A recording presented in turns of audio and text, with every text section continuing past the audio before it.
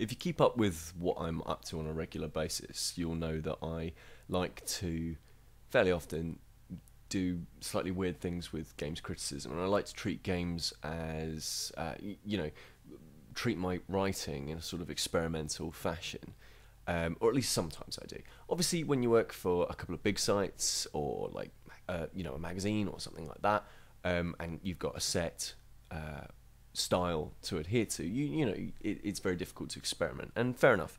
And so what I like to do is a lot of my sort of side projects and things that I get involved with are very much trying to do something different with video games and with video game culture and that sort of thing. And the big things that I've been working on recently have been outside of writing. Literally today, which is the Sunday, the 2nd, 3rd July, something like that. I've been filming today on a film set, kind of revolving around a script that's kind of got to do with like games development and games. I play like a writer who's writing a game. It's only a small role, but it's quite fun. And I quite like that idea of taking games culture and extrapolating upon that and producing something hopefully funny and witty and that sort of thing. Luckily, I'm not writing it, so it probably will be funny and witty, because I don't think I'd be very good at that. The other project that I've been working on is my game for In Retrospect podcast, which is, and obviously for Pause Continue, which is the podcast on that label. And the game, it's basically, so I've been making this point-and-click game, and it's called Soldiers Are Dreamers. And it's this point-and-click title. It's sort of like I've kind of been describing it as Myst with the graveyard kind of smashed together clumsily, and I think that's fair. That's a fair assessment of what that is. And I won't go into details on the development of that, because obviously that's kind of covered elsewhere, and you should check it out on inretrospectpodcast.com.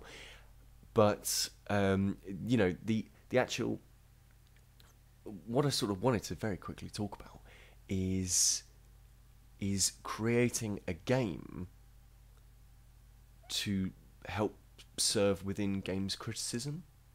So the whole reason that I've been doing it is to see why developers make certain decisions and kind of understand the development process a little bit more. And for me, it's been really, really useful to go through those stages a little bit and get an idea and get a flavour of what it's like to produce a small title and be an independent developer trying to produce something for in this case Windows PCs.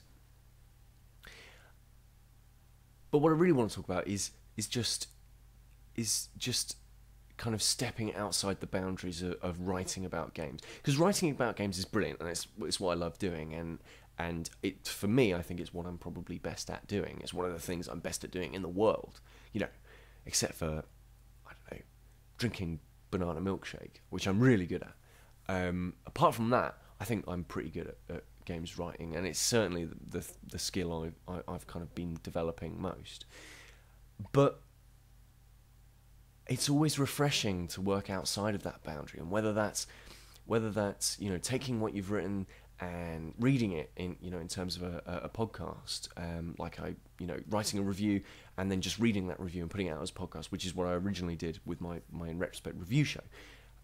Whether that is doing a video review, which is a very different style of criticism, whether that is playing, long form playing a game and kind of producing commentary over the top of it, which is, equally valid. It's an equally interesting form of criticism, and there's all sorts of things that you can do.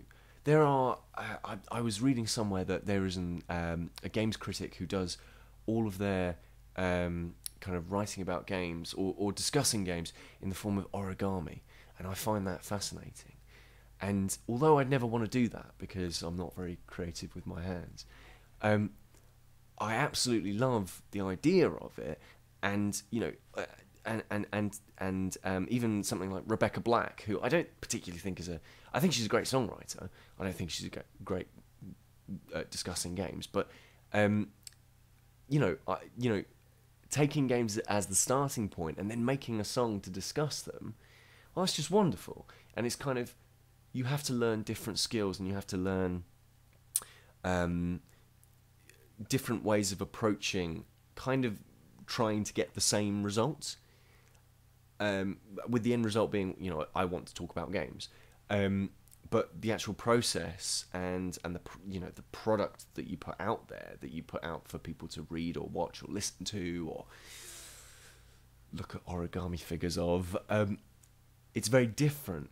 And I feel sometimes, and obviously this is just me speaking, so I don't know whether this is the same with other games critics, but I feel sometimes like maybe some other games critics could do that. They could branch out into different fields, and they could do different stuff. And it might not be the thing, the field that they are particularly great at, and it might not even be a shade on the actual writing that they do. But it would definitely produce something different, and it would get you, thinking about games in a different way. And I feel that is something that we should be doing as critics. We should not just be kind of saying the same old things over and over again and producing the same kind of work over and over again. And it's very easy to kind of blanket statement and say, oh, we all make the same stuff. And we don't. We definitely don't. We've all got our different writing styles, and we all have different tastes and choices and ways of presenting a review or a preview or a news feature or something like that. But what I'm trying to get at is, if you step outside your safety zone and really do something a bit dangerous that you're not really comfortable with, I think that produces something unique. And as I say, it makes you think about things in a different way, and it might then go on to inform the way that you produce written content, for example. So I guess that this vlog is all about sort of saying, go out there and try something new. Because I've done it, and I think it's absolutely wonderful. I'm definitely going to be doing more of it, in these side projects and stuff like that. And I'll be absolutely fascinated to know if anybody who's watching this, who has gone about sampling a game or speaking about a game in a different way, and what works for you, and what results you got that were different from if you just tapped into a keyboard what you thought about a game. Follow me on Twitter at XeroXeroXero. Visit my blog if you're not on there, which is XeroXeroXero.wordpress.com. Zero is spelt with a audio-friendly X, as always. And yeah, you should do that.